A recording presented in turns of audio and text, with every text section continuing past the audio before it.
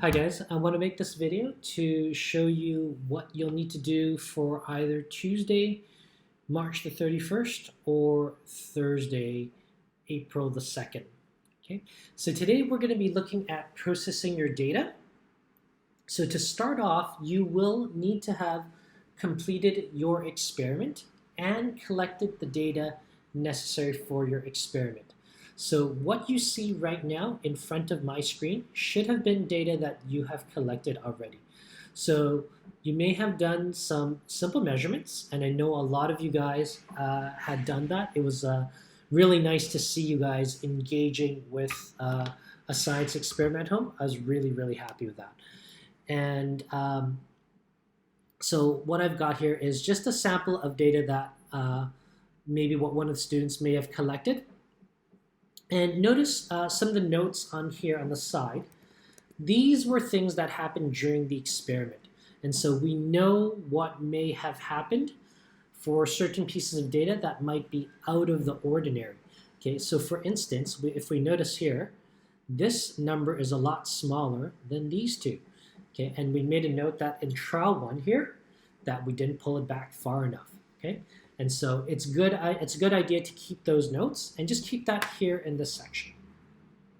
Okay, last thing I want to go over is these are some of the control variables that you guys might want to have measured in your for your experiment. Okay, so the mass of your slider, I made an estimation based on how much a coin weighed. So I found this website that says how much a $10 coin weighs.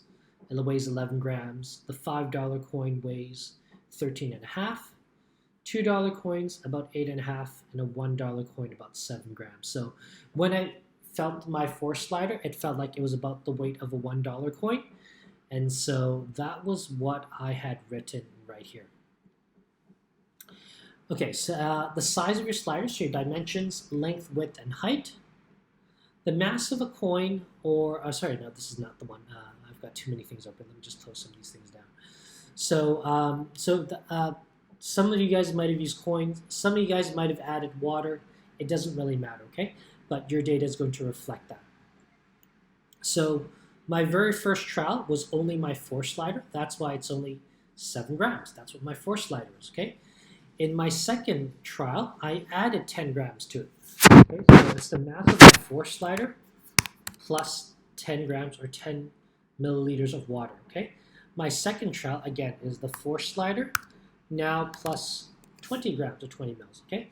So that's why those numbers you see are the way they were, okay? It's a combination of the mass of your slider and the mass of the water added. If you didn't add water, maybe you adjusted how far back you pulled your force slider, then this is going to be a little bit different, and that's okay. So your recoil distance might be what you're measuring here, okay? So you'll need to change that up.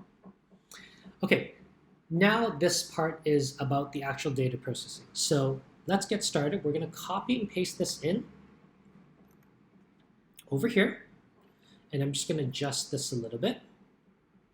Now, what I want to do first off is I'm going to just clean up a few things here. And what I want to do is I want to show a sample calculation down here. Okay, so I'm just going to copy and paste this over here. Let's try that again. Copy and paste. This is a sample calculation, and you're going to need this later for your lab report. Okay, and we also want to understand how we're calculating, or that we're going to be calculating, the average. Okay, and I like to add some colors. So the average is calculated as follows. You hit equals, type in average. The equal sign is very important. Make sure you remember to type in equals. Open bracket. Now you can just select your data from left to right or right to left. I'm going to go right to left. And then hit enter. So I'm just going to demonstrate that one more time. Equals, average, open bracket. I'm going to select it from left to right this time. Hit enter. Now another cool little trick is you can put your mouse over the blue square here and drag that down. Okay, and then what we're going to do is we're going to clean up some of the decimal places by reducing the number of decimals. I'm just going to go up to 2. I'm just going to add a bit of color. This is optional. And a little bit more formatting just to make it look nice. I'm going to center it over here. Okay.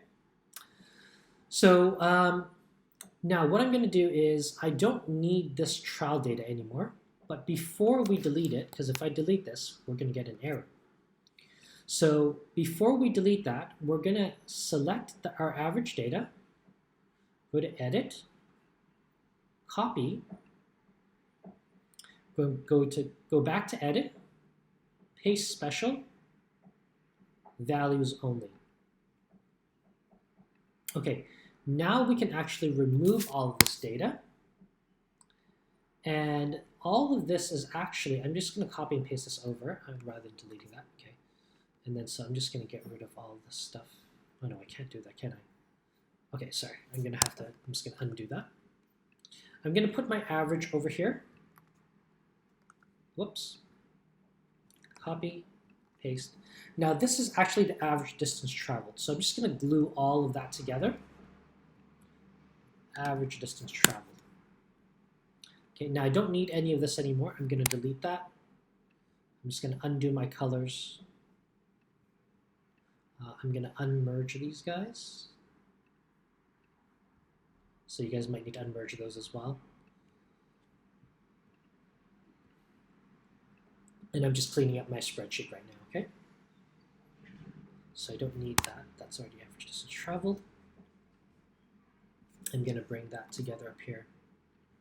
Okay, so this is now processed data, okay? We don't need to have the raw data. We don't need to have all our trials. Processed data means we've done some calculations. We don't care about the original. If we want to look back at the original, we can look over here. Okay, now this is, I'm just going to finish labeling this. This is our sample average calculation. So this shows us how we got our numbers, okay, by showing a sample of one of the calculations that we did. Okay, the last thing we're going to do is we're going to take this data.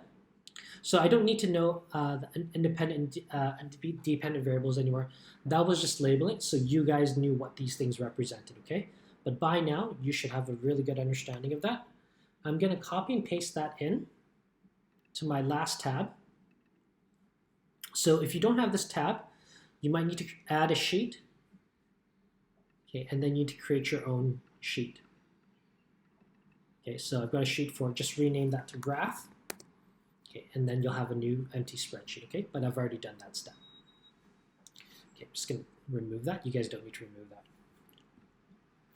Okay, so you've got all your data. Now we're going to add our graph. So select everything here. Go to Insert and Chart.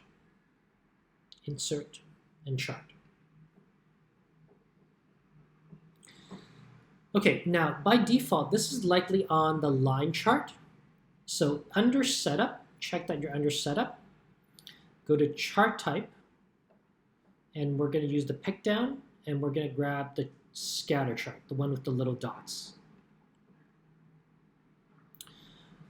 Okay, now I'm going to go to Customize, and I'm going to go down to Series, and I'm going to add a trend line.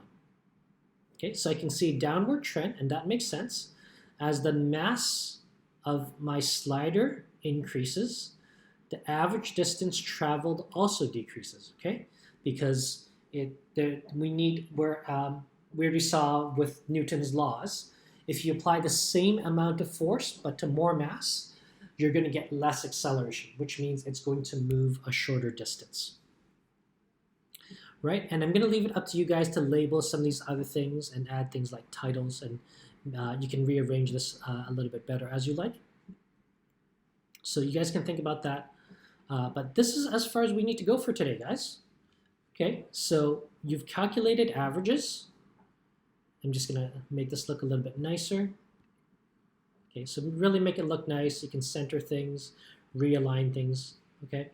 And we've got a trend line and our data plotted. Okay, so thank you guys for watching this video, and if I don't see you guys again, have a great break. Otherwise, we'll see you guys next lesson, okay? Take care. Bye bye.